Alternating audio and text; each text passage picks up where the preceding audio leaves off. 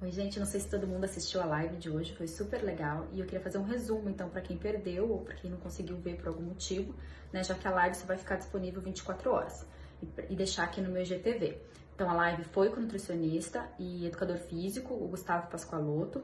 Ele tem aí mais de 18 anos de carreira, ele palestra pelo Brasil todo, ele é muito conhecido e tem bastante experiência aí no assunto, tanto da nutrição esportiva, quanto uma nutrição voltada para o envelhecimento saudável, para uma vida mais saudável ou um rendimento de alta performance com atletas, que ele já treinou vários atletas, tanto amadores quanto profissionais, tanto de UFC, de hipismo, enfim, ele tem uma vasta experiência e compartilhou isso com a gente. Então, o que nós comentamos aí, fazendo uma síntese para vocês? Que o envelhecimento, tanto da pele quanto dos órgãos, porque a pele, a gente está vendo, exteriorizando o que está dentro. Então, assim, a pele está envelhecendo, mas os órgãos internos, tudo está envelhecendo. Então, claro que na pele a gente tem uma ação mais forte da radiação ultravioleta que a gente não tem nos órgãos internos. Mas esse dano à radiação ultravioleta, ele vai ser também amplificado se a gente tiver esses três componentes principais. Um é o estresse oxidativo, então, o outro são os AGEs e o outro é a resistência à insulina, tá? Vou fazer depois um IGTV explicando melhor cada um deles. Mas para resumir para vocês, estresse oxidativo é o quê? Faz parte do nosso metabolismo produzir radicais livres, faz parte da respiração celular. E a gente tem mecanismos de defesa naturais que são os antioxidantes. E a gente pode também pegar da dieta, mais nos vegetais, frutas, mais antioxidantes. Existe um balanço. Quando esse balanço não é alcançado, a gente tem muito mais radical livre do que defesa antioxidante, a gente tem o que a gente chama de estresse oxidativo. E isso lesa as células. Então, não só as células da pele, como células de todos os órgãos. Então, isso é estresse oxidativo. Os AGEs são os produtos finais da glicação. E o que é a glicação? A glicação nada mais é que a ligação de um açúcar com uma proteína ou lipídio, principalmente proteína. Então, essa ligação, o açúcar da dieta mesmo, ele se liga com proteínas do corpo. Então, você ingeriu açúcar, esse açúcar se liga a proteínas do corpo. A proteína principal que a gente tem mais abundância no corpo é o colágeno. Não está só na pele, está em outros órgãos também, na parede do vaso. Enfim, essa ligação, no início, ela é uma ligação reversível. Mas depois vai acontecendo uma alteração molecular que essa ligação se torna irreversível e vai gerando produtos finais. Esses produtos finais da glicação que são os AGEs, que são irreversíveis e que geram tanto dano. Então, o que esses AGEs vão fazer? Eles vão atuar diretamente, então, a proteína própria que ele se ligou e que já alterou conformacionalmente, já virou um AGE, então ele já danificou aquela proteína, por exemplo, um colágeno. E ele também vai lesar células de outra maneira, atuando em receptores para os AGEs mesmo. Então, você vai ter envelhecimento, tem associação já com Alzheimer, quando a proteína, por exemplo, é amiloide, tem associação com insuficiência renal, enfim, com várias doenças, esses AGEs aumentados, tá? E esses AGEs, eles podem vir tanto da dieta, quanto produção endógena. Então, da dieta vem onde? Quando você come alimentos processados. Então, alimentos muito processados, que estão submetidos a um alto calor, isso gera AGEs. E também, por exemplo, quando a gente come frituras, tem muito AGEs. Quando você tem uma dieta que os alimentos são muito cozidos em altas temperaturas, você tem mais AGEs. Mesmo grelhar um bife, você tem mais AGEs, tá? E a gente tem mecanismos que vão limpando esses AGEs, por exemplo, através do rim. Enfim, então se você tiver uma insuficiência renal, você também vai ter um aumento desses AGEs, por isso que o paciente também com insuficiência renal também envelhece mais. Mas isso é os AGEs, tá? O outro passo é a resistência à insulina. Então, quando você tem uma resistência à insulina, que é mais comum em pacientes que estão acima do peso ou por predisposição genética, enfim, você tem essa resistência à insulina, o que acontece? As células, elas não atuam tão bem em resposta à insulina. O que a insulina faz? Simplificando, ela coloca o açúcar para dentro da célula. Então, se você tem uma resistência à insulina, o seu pâncreas vai começar a produzir mais insulina. Então, você começa a ter aumento desse hormônio, da insulina, porque você tem uma resistência a ele. E esse aumento da insulina tem uma série de repercussões e ele também está envolvido no desenvolvimento de várias doenças. Né? Então, na pele, essa resistência à insulina, por exemplo, está associada com acne, está associada com acantose nigricante, aquele escurecimento, com a pele que fica com um aspecto mais grosso nas áreas de dobras, está associado com alopecia androgenética, está associado com hidradenitis supurativa, então tem várias doenças de pele que estão associadas com a resistência à insulina e várias outras doenças metabólicas também que estão associadas. Então são esses três mecanismos principais de envelhecimento e de geração de várias doenças: estresse oxidativo, glicação através dos AGEs e a resistência à insulina. E elas estão todas interligadas. Então, por exemplo, o estresse oxidativo Vai aumentar a resistência à insulina, a glicação aumenta o estresse oxidativo, aumenta a inflamação, aumenta a resistência à insulina, enfim.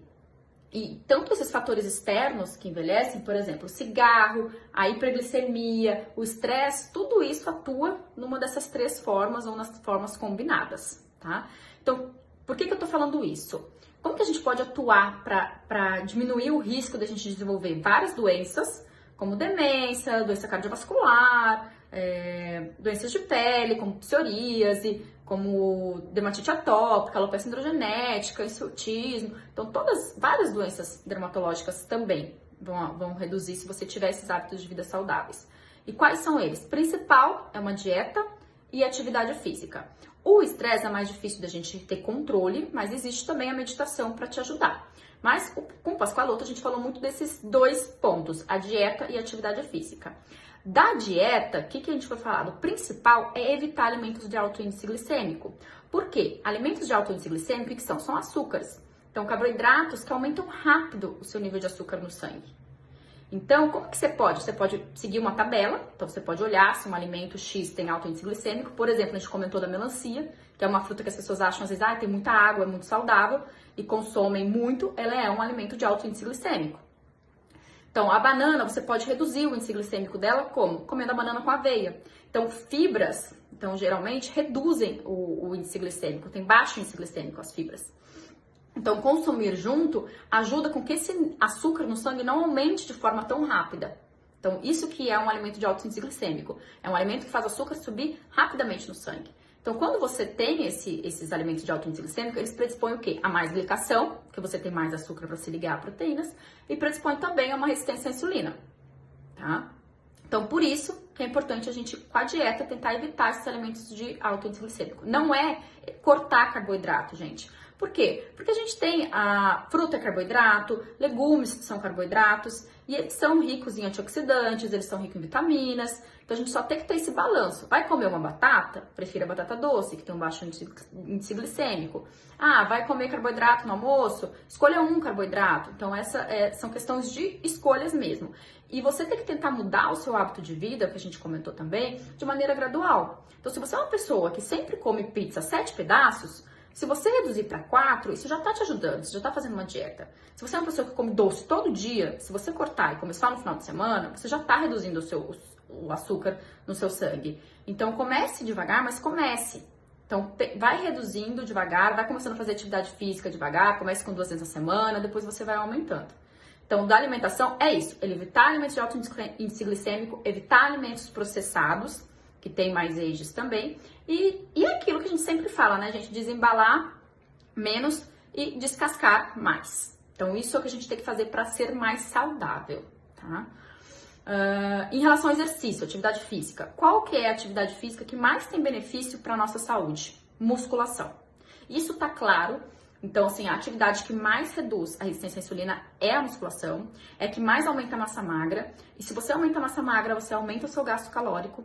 Então, também você vai ter menos gordura, tá? Com a musculação. E vai ter diminuição da resistência à insulina com a musculação. Então, isso é muito bom porque vai reduzir o risco de ter todas essas doenças metabólicas que estão associadas com a resistência à insulina, né? Inclusive as lesões de pele.